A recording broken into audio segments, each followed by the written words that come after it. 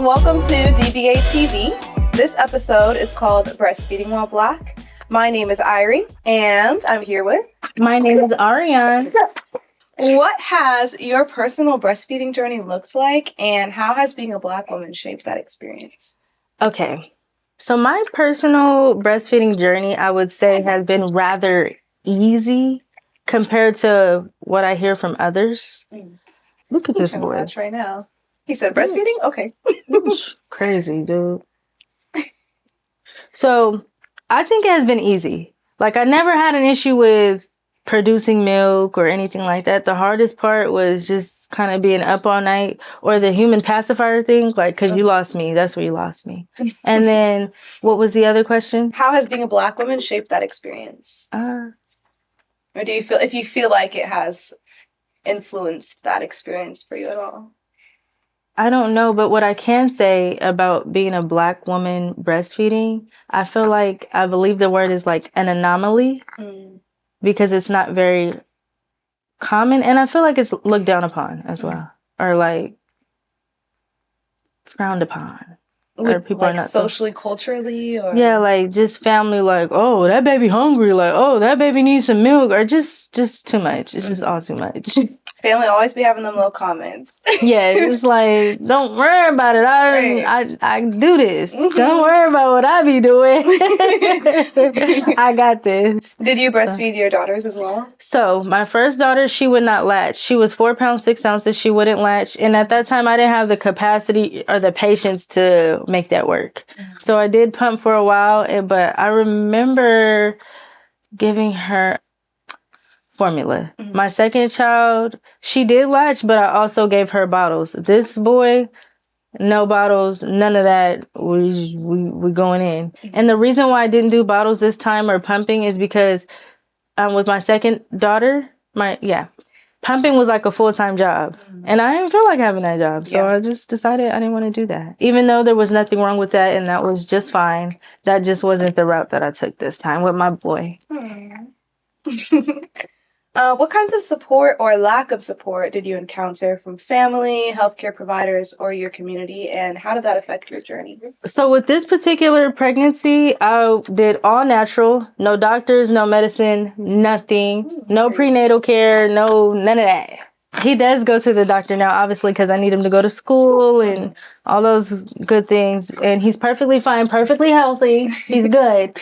But as far as support goes, I think people just don't understand breastfeeding, or maybe they're just not used to it, or like certain people, I won't name any names since we're, on a podcast, but they would be like, well, I breastfed my kids, but I gave them other milk as well. Okay, well, this is not your kid. Thank you. Right. So that was a lot, because it was just a lot of opinions and just a lot.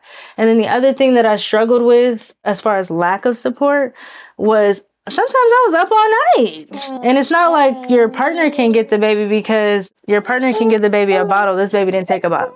So it's just me. And it was just a lot for me, because I would be like, I was up all night. He'd be like, no, you wasn't. Like, I'll really fight you about this. I said I was up all night. Right. Now don't say nothing else. Like, don't say nothing. Don't say nothing. Now would be a good time to pause. Don't say anything else. But ultimately, it's been good. It's been enough support, and it's been good enough, and I enjoy the experience, so it's good. Beautiful. Love that. Okay. Why do you think conversations around Black breastfeeding are important, and what do you want other Black parents to know or feel encouraged by? I think that's a great question, because I've never actually thought of that. I know I wanted to do the all-natural birth and the this and the that for my own personal reasons. So it started off... Bye-bye.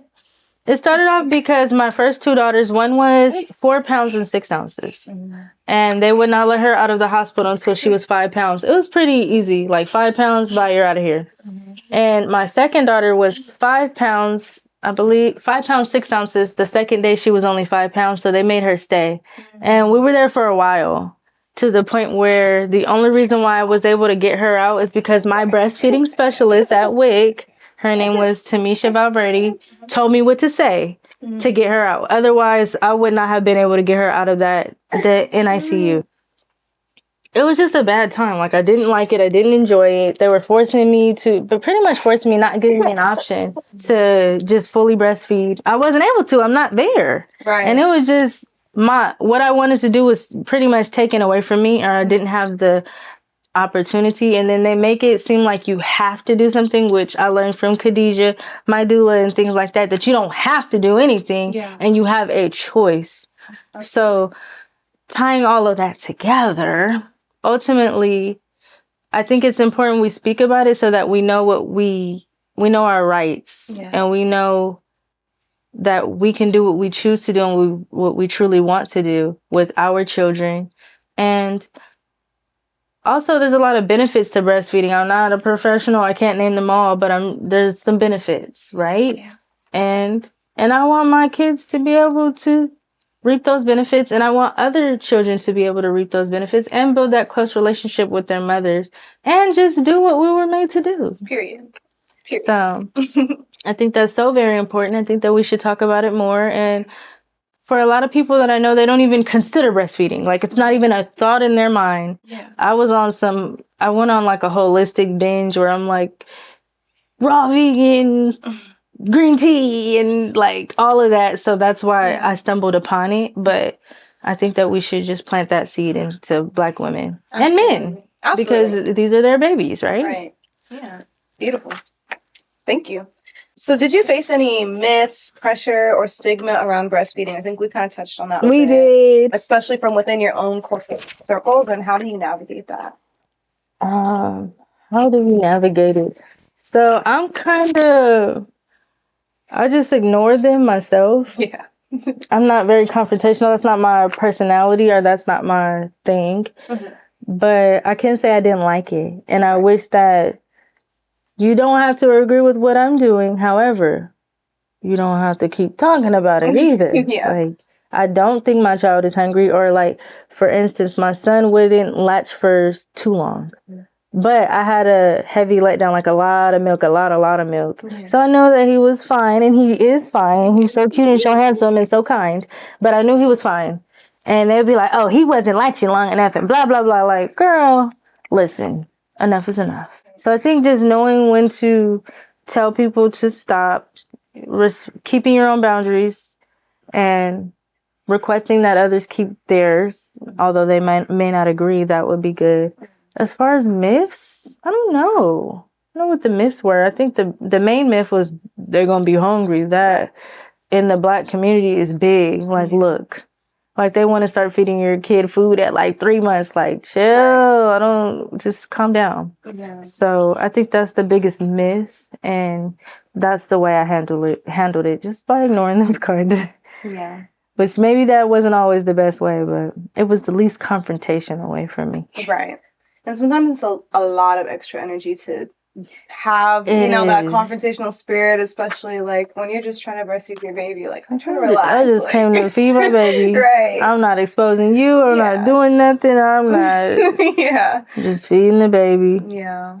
What would have made your breastfeeding journey easier or more empowering? And how can we as a community create that kind of support for new Black parents? I think if people who are not breastfeeding and people who do breastfeed, or people who would like to, just have more education. Even if you're not the person, you could be the family member of the person that is breastfeeding, and I think that would be extremely helpful. You could be the spouse. Right. That would make a big difference. That would be extremely helpful. I think us just all understanding something that we may not all want to do, but all agreeing that some people may be doing it, regardless of the fact. And just getting to know more about it and just appreciating it more, because it should be appreciated. Yes. I think. Awesome. Thank you. That's all we got for you. Yay! Thank you for having me. That was awesome. Yeah, really good answers. For sure. Good.